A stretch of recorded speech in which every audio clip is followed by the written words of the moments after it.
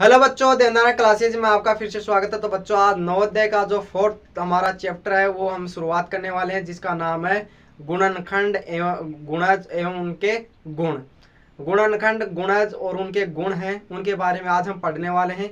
जो important points हैं उनके बारे में हम जानेंगे। कल उनसे जो मोस्ट इम्पोर्टेंटली जो क्वेश्चन है वो पढ़ेंगे। ठीक है बच्चे, तो करते हैं हम शुरुआत। पहले बात तो हम जानेंगे कि गुणज किसे कहते हैं, गुणनखंड किसे कहते हैं, गुणनखंड किसे कहते हैं। सभी को इस बात का पता होना चाहिए कि गुणनखंड होता क्या है। तो बच्चे, आप इसका अर्थ लगाओ कि आप इसका मतलब होता है टुकड़े। क्या मानो? टुकड़े, विभाजन। गुणनखंड, जैसे हम बात करें नौ की बात करें तो इसका जो विभाजन हम करें तो 3 तिये 9। तो 9 के जो ये टुकड़े होते हैं इन्हें क्या कहते हैं? गुणनखंड कहते हैं। इन्हें क्या कहते हैं? गुणनखंड कहते हैं। ठीक है बच्चे, जैसे और उदाहरण दे आपके बीच में कि 25 के हम टुकड़े करें कि 1 गुणा 25, ठीक है, 5 गुणा 5। ये होते क्या है? ये इनके क्या होते हैं? इनके गुणनखंड होते हैं। तो आप किसी संख्या के टुकड़े हो किसी संख्या का विभाजन हो तो उन्हें क्या कहते हैं? गुणनखंड होते हैं। ठीक है बच्चे, इसके बाद हम बात करते हैं सार्वगुणज गुणनखंड या फिर उभयनिष्ठ गुणनखंड। इसके बाद में जो हम पढ़ेंगे सार्वगुणनखंड या फिर उभयनिष्ठ गुणनखंड। ठीक है बच्चे, एक ही बात है, या आपको मिलेगा उभयनिष्ठ, ठीक है, या फिर आपको उभयनिष्ठ गुणनखंड, या फिर आपको मिलेगा सार्वगुणनखंड, सार्वगुणनखंड। बात एक ही है बच्चे, ठीक है। उभयनिष्ठ को ही सार्वगुणनखंड कहते हैं। उभयनिष्ठ या सार्व आपको कोई एक नाम देखने को मिलेगा। तो ये होता कैसे, क्या होता है ये? जैसे मैं बात करूं 5 की, नहीं 8 की बात करता हूं। जैसे मैं बात करूं 8 की, 1 गुणा 8, 2 गुणा 4, ठीक है। इस प्रकार से इनके जो गुणनखंड होते हैं 1, 2, 4, ठीक है। अब दूसरी बात करें हम 16 की, तो उसमें क्या है? 2 गुणा नहीं 1 गुणा 16, 1 गुणा 16, 2 गुणे 8, 4 गुणे 4। तो इस प्रकार जो इनमें जो दोनों में आए, जैसे 4 है, इसमें भी है, इसमें भी है, 2 इसमें भी है, इसमें भी है, 1 है, तो ये इनके क्या हो गए? उभयनिष्ठ गुणनखंड हो गए। क्या हो गए? उभयनिष्ठ गुणनखंड, यानी दोनों में है, दोनों संख्याओं के गुणनखंड में है, या इन्हें सार्वग गुणनखंड भी कहेंगे।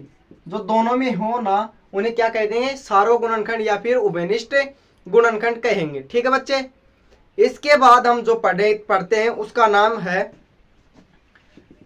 इसके बाद जो पढ़ेंगे उनका नाम क्या है? गुणनखंड हमने पढ़ लिया, उभयनिष्ठ गुणनखंड हमने पढ़ लिया। इसके बाद में जो आता है वो आता है गुणज। गुणज किसे कहते हैं? इसके बाद में क्या आता है? गुणज।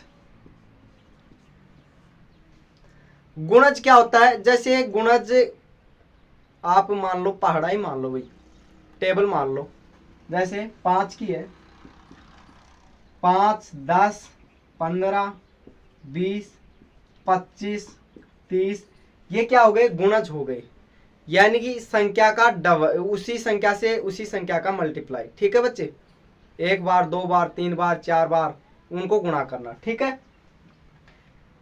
फिर आता है इसमें भी सार्वगुणज, सार्वगुणज आता है, ठीक है। उसमें सार्वगुणज, जैसे इसमें 10 का कर लो, तो अगर उन्हीं में भी सेम है, इन्हीं में भी सेम है, तो उसके क्या हो जाएंगे? सार्वगुणज हो जाएंगे। क्या हो जाएंगे? सार्वगुणज हो जाएंगे। ठीक है बच्चे, गुणज किसे कहते हैं? जैसे आगे उसको बढ़ाते चलो, टेबल, पहाड़ा, ठीक है। गुणनखंड कहते हैं टुकड़े, विभाजन को। ठीक है बच्चे, इसके बाद जो हम पढ़ते हैं वो पढ़ते हैं अभाज्य गुणनखंड। क्या होता है, अभाज्य गुणनखंड पढ़ते हैं। अभाज्य गुणनखंड कौन से होते हैं भाई, अभाज्य गुणनखंड। और अभाज्य गुणनखंड के लिए हम क्या करते हैं, ज्ञात एलसीएम निकालते हैं। जैसे कोई भी संख्या हो भाई, कोई भी संख्या हो, अगर इधर कोई संख्या आ रही है वो अभाज्य ही रहेगी, अभाज्य संख्या होती है। जैसे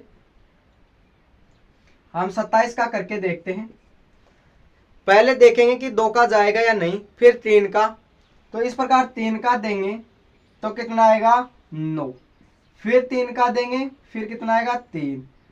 अब देखिए यहां पर जो ये संख्याएं आई हैं ये क्या है, अभाज्य गुणनखंड है। क्या है, अभाज्य गुणनखंड है।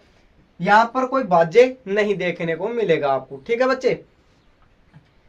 जैसे इधर कौन कौन सी संख्या आ सकती है, सभी अभाज्य संख्याएं होती है ना, तो पूरी वही आ सकती हैं, उन्हीं से हम अभाज्य गुणनखंड ज्ञात कर सकते हैं। जैसे 2, 3, 5, 7, इस प्रकार से आगे तक चलते चलते अभाज्य गुणनखंडों के बारे में पढ़ते हैं, ठीक है। आगे होता है एक उभयनिष्ठ अपवर्त्य। क्या होता है, उभयनिष्ठ अपवर्त्य होता है। किसे कहते हैं भाई उभयनिष्ठ अपवर्त्य, उभयनिष्ठ अपवर्त्य किसे कहते हैं, देखिए उभयनिष्ठ अपवर्त्य, ठीक है। ये होता क्या है, जैसे कोई हो भाई 7 को गुणा किया 4 से, 7 चौक 28, एक महीने कर दिया 14 गुणा 2, कितने आ गए 28। इनके टुकड़े बिल्कुल अलग अलग हैं, टुकड़े हैं वो बिल्कुल अलग अलग हैं, लेकिन जो आंसर आया है वो दोनों का सेम है। जो आंसर आया है वो क्या है, दोनों का सेम है। टुकड़े ही भले अलग अलग हों, लेकिन जो यहाँ पर आंसर आया है वो दोनों का सेम है। तो जो आंसर सेम आए उन्हें क्या कहते हैं, उभयनिष्ठ अपवर्त्य कहते हैं। क्या कहते हैं, उभयनिष्ठ अपवर्त्य कहते हैं, ठीक है बच्चे। तो ये है, इनके बारे में हम इस चैप्टर में पढ़ेंगे। अब इनसे जो बात याद रखने के जो है वो क्या बातें हैं, उनके बारे में ध्यान से देखना। पहली जो बात है इंपॉर्टेंट, एक है ये सभी का गुणनखंड है, सभी का क्या है, गुणनखंड है, ठीक है बच्चे। दूसरी जो बात है वो है कि जो संख्या स्वयं है वो अपना गुणनखंड होती है, संख्या अपना स्वयं का गुणनखंड होती है। संख्या है वो स्वयं संख्या गुणनखंड होती है, स्वयं संख्या गुणनखंड होती है, गुणनखंड होती है। अगली जो बात करें गुणनखंड की, तो गुणनखंड हमेशा संख्या से छोटा या बराबर होता है। क्या होता है, गुणनखंड, गुणनखंड हमेशा संख्या से छोटा या बराबर होता है।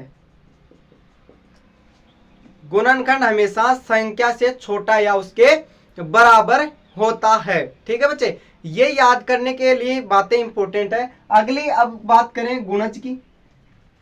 एक और बात है गुणनखंड की भाई, गुणनखंड, गुणनखंड सीमित होता है, सीमित होता है भाई। गुणनखंड की सीमा निर्धारित होती है। जैसे 30 का गुणनखंड है तो 30 तक ही तो रहेगा, 30 से आगे तक नहीं जाएगा वो, ठीक है बच्चे।